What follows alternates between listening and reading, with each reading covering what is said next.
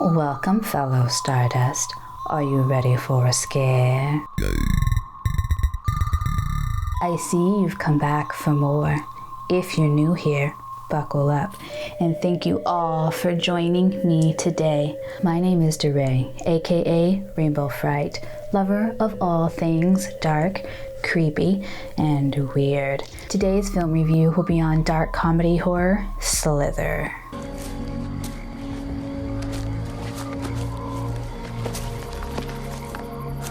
What is it?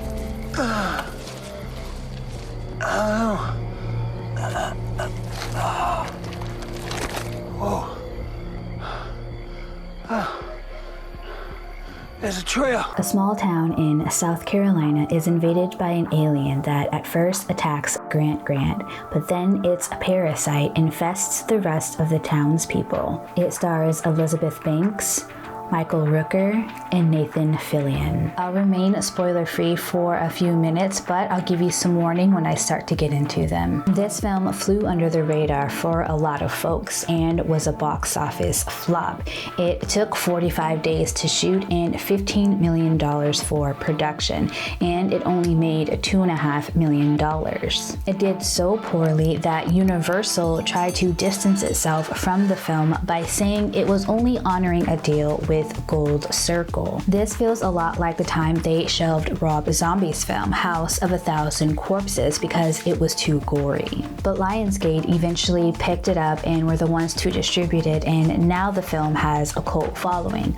Also today, Universal still has an attraction called House of a Thousand Corpses. Universal is so rich that they'll give filmmakers millions of dollars to do whatever with, and if they don't like the product, they'll either shelve it or distance themselves from the film.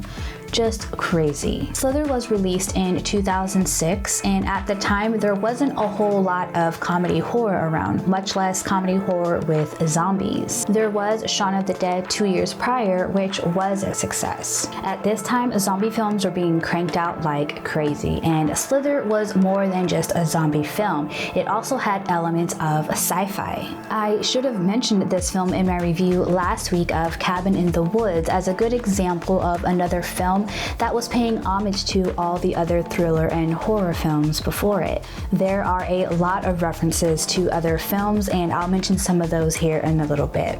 The special makeup effects were done by Todd Masters of Masters FX, and the practicals were done by Mike Manzel. Most of the effects were done using practicals versus using a lot of CGI. They started designing the monsters 5 months before shooting began, and there were almost 500 practical parasites made for the film, but a lot of the parasites that you see on screen were computer generated. The prosthetics were made out of a thermal gel, which is what they use to make adult industry products. The parasites infect folks by entering their mouth.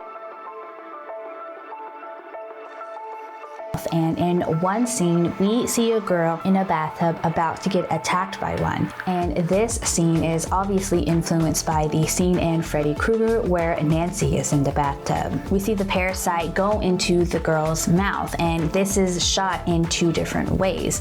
In the first method, they had the actual practical in the actor's mouth with a puppeteer controlling the tail. In the second way they shot it, she is just miming the parasite in her mouth and pretending to pull it out. James Gunn said that the first image that popped into his head when thinking about the story was this parasite in a girl's mouth, and he actually thought of the title of the film first, Slither, and then started to think of the story. His inspiration came from Junji Ito's comics, especially Uzumaki, along with Shivers, The Fly, The Thing, The Brood, Basket Case, and Return of the Living Dead. He wanted to give this film an 80s vibe while honoring his favorite films. I believe he accomplishes this with his classic horror movie music choice, the atmosphere, and his dialogue, which is witty, raw, and real. There's a hint of nostalgia even though we're getting something completely different for the time. Now, there's a lot of films like it, like Tucker and Dale vs. Evil, Cabin in the Woods, and Color Out of Space. Grant gets infected pretty early on, but but even before his infection, he's pretty cringy when we see him attempting to have sex with his wife, Starla. She lost her parents when she was 17, and he was the rich guy living on the top of the hill who was willing to pay for her college education.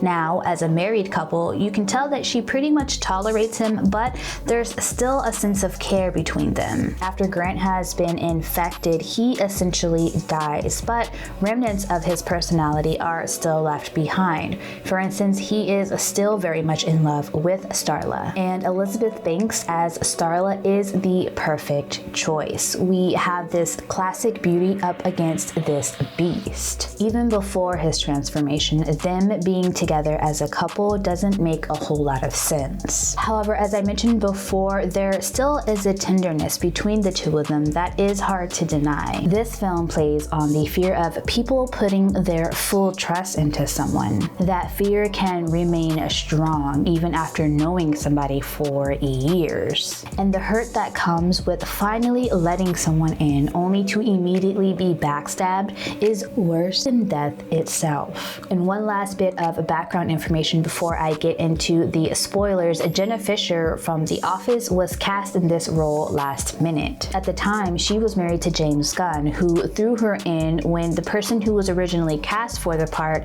asked him to be released from his contract because he had been offered a role in a pilot. So instead of keeping somebody around who didn't want to be there, he threw in Jenna and gave her a few more lines. Of course, The Office became popular around the same time that the film was released, so Jenna Fischer was the one who went on The Tonight Show to promote the film. Alrighty, stick around if you don't mind spoilers. When Starla rejects Grant in bed, he goes to the bar where he runs into a childhood friend, Brenda. Oh, Brenda. You should have stayed yourself way at the other end of the bar.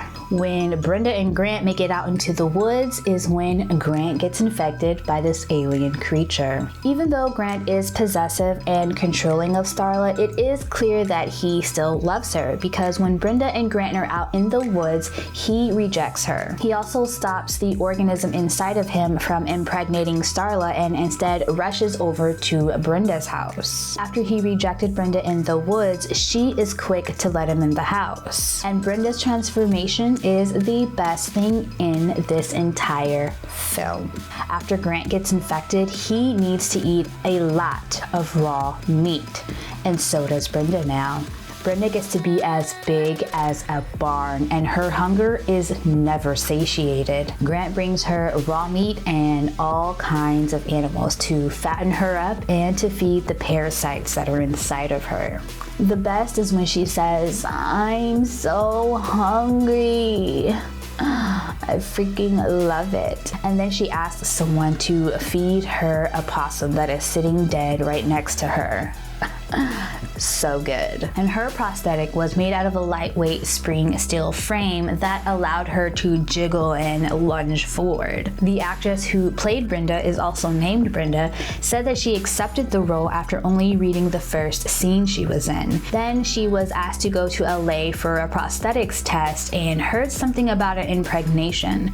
Not knowing what prosthetics were and hearing about this impregnation, she decided to go ahead and finish the script on her way to LA. And to say the very least, she was shocked at what she had agreed to do. Alright, let's run through a few of these horror film references real quick. So Brenda is the niece of Randy Flagg, and Randall Flagg is the bad guy in a lot of Stephen King's films. R.J. McCready was Kurt Russell's character in The Thing. Brenda is watching the Toxic Avenger when Grant comes to her house to impregnate her. The school that Starla works at is called Earl Bassett, a character from Tremors. When Grant first finds the alien and becomes infected, this is a reference to the face hugger in Alien. There are several more, but I'll go ahead and leave the fun of finding the rest up to you. If you've already seen this film, go ahead and let me know what your favorite scene is in the comment section. I love going on this ride every single time. I love this story, the realness, the atmosphere, the build-up. I like it all. It's original, but it gives us a lot of what we already like in horror and comedy. It gets 4.5 rainbow skulls. Thank you again for joining me today. I appreciate you being here with me. If you like this video, please hit the like button and share it with somebody who you think might also like it. And I'll be back tomorrow with another episode of True Crime and Nails, where I'll be talking about the tragic story of Isabella Guzman. And I'll be back next week with another film review of the film The Platform. You're gonna like this one. And if you want to join the Rainbow Fright Freight Train, go ahead and hit that subscribe button along with the notification bell. That way you'll get notified every Thursday and Friday when I upload more videos like this. All right, y'all. Peace.